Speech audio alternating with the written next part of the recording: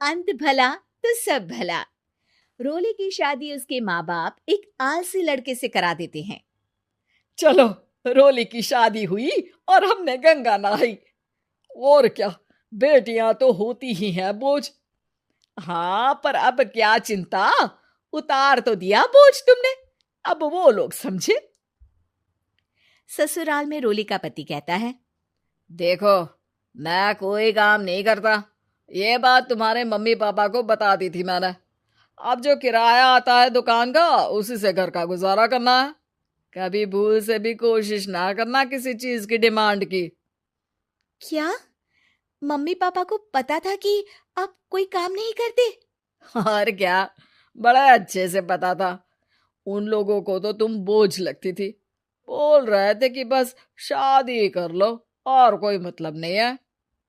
रोली को यह सुनकर बहुत गुस्सा आता है, लेकिन करती भी तो क्या, क्योंकि वो जानती थी कि उसके माता पिता ऐसे ही हैं। जैसे तैसे रोली दिन काट रही थी। रोली को एक प्यारी सी बेटी होती है। धीरे धीरे वो बड़ी होती है और उसके साथ उसकी जरूरतें भी बढ़ती जाती हैं। सुनिए जी, अब तो सिमी बड़ी हो रही है, उसका स्कूल में दाखिला कराना है। मैंने अब तक तो जैसे तैसे समय काट लिया, लेकिन मैं बच्ची की परवरिश में कोई कमी नहीं रखूंगी। अरे क्या है यार, अब तो लगता है कोई ना कोई काम ढूंढना ही पड़ेगा। अब पति रोज काम की तलाश में जाता और बिना किसी काम के वापस आ जाता। रोली समझ जाती है कि पति के अंदर अब काम करने की क्षमता नहीं है। वो बेटी को उच्च शिक्षा देने के लिए कुछ करना चाहती थी, लेकिन करती तो क्या करती। एक दिन रोली की सहेली कहती है, रोली, मेरी कोई औलाद नहीं है। अगर तू मेरी औलाद को जन्म दे तो मैं तुझे तेरे मुंह मांगे पैसे दूंगी। अरे, तेरी औलाद को मैं कैसे जन्म दे सकती हूँ? सरोगेसी से। बच्चा मेरा और वैभव का ही होगा, लेकिन कोख तेरी होगी। ये संभव है रोली। रोली कुछ सोचकर कहती है, मुझे मंजूर है, लेकिन मैं इसका 2 लाख रुपया लूंगी। अरे कोई बात नहीं, मुझे मंजूर है।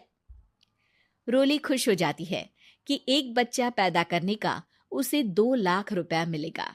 वो घर आकर पति को बताती है, वो भी खुश हो जाता है। अब क्या था, डॉक्टर के पास जाकर सहेली का बच्चा रोली की कोख में पलने लगता है। मुझे 20,000 चाहिए मेरे बेटी के एडमिशन के लिए। हाँ हाँ ठीक है, मैं उसके एडमिशन से लेकर सारे खर्चे उसके अकाउंट में डाल रही हूँ।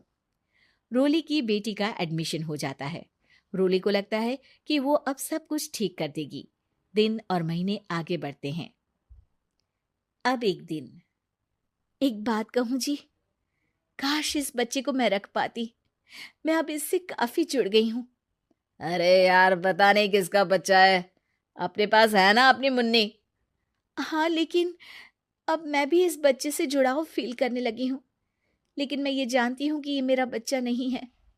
दोनों की जिंदगी ठीक चल रही थी, लेकिन कहते ना कि सुख का पल ज्यादा लंबा नहीं होता। एक दिन रोली की सहेली का फोन आता है। रोली, मुझे अब ये बच्चा नहीं चाहिए, मैं अपने पति को छोड़ रही हूँ। अरे लेकिन मुझे पैसों की जरूरत है, बच्चा तुम्हारा है, मैं क्या करूंगी? सहेली बिना कुछ बोले फोन काट देती है, फोन स्विच ऑफ कर देती है। लेकिन रोली के जीवन का तूफान यहीं नहीं रुकता। रोली, मैं इतना भार नहीं उठा सकता। आज पढ़ाई का पैसा मांग रही हो, कल को शादी, कॉलेज और पता नहीं क्या क्या। मैं तुम्हें छोड़ रहा हूँ, अपनी बच्ची उठाओ और निकलो इस घर से। अरे पर मैं कर तो रही हूं ना बच्चे के लिए काम, आप आराम से रहिए ना। क्या काम कर रही हो, देख रहा हूं मैं। ये छोटा शहर है, यहाँ लोगों को बात बनाते वक्त नहीं लगता। तो मैं क्या करूं? ज्यादा पढ़ी लिखी नहीं हूं, कैसे घर के खर्चे चलाऊं? और आप तो काम करना ही नहीं चाहते। हाँ, ना चाहता हूं और ना ही करूंगा।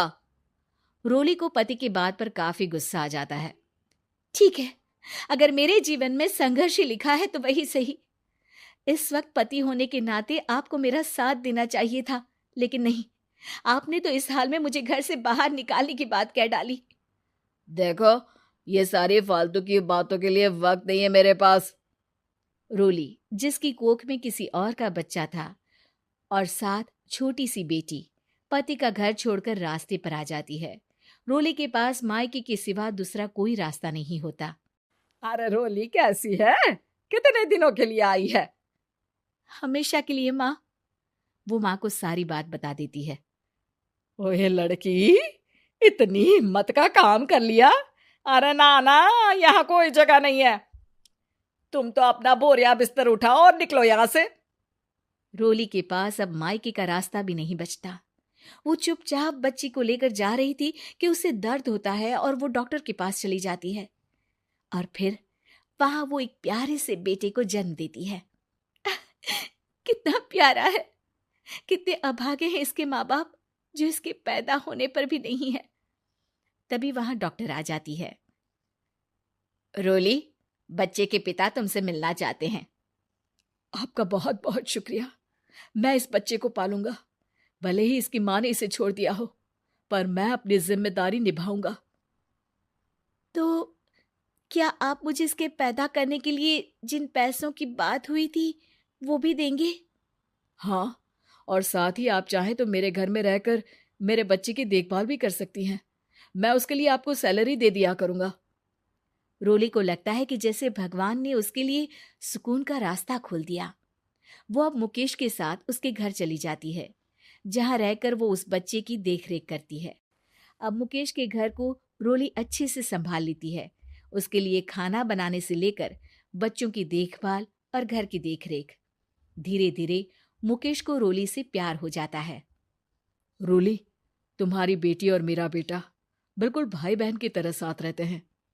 हाँ, आखिर है तो एक ही कोख के बच्चे, अटैचमेंट तो होगा ही ना।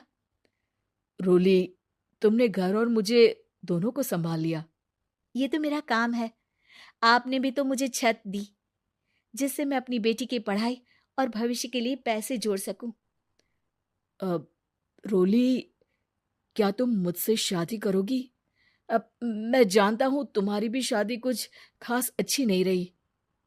रोली को मुकेश की बात ठीक लगती है।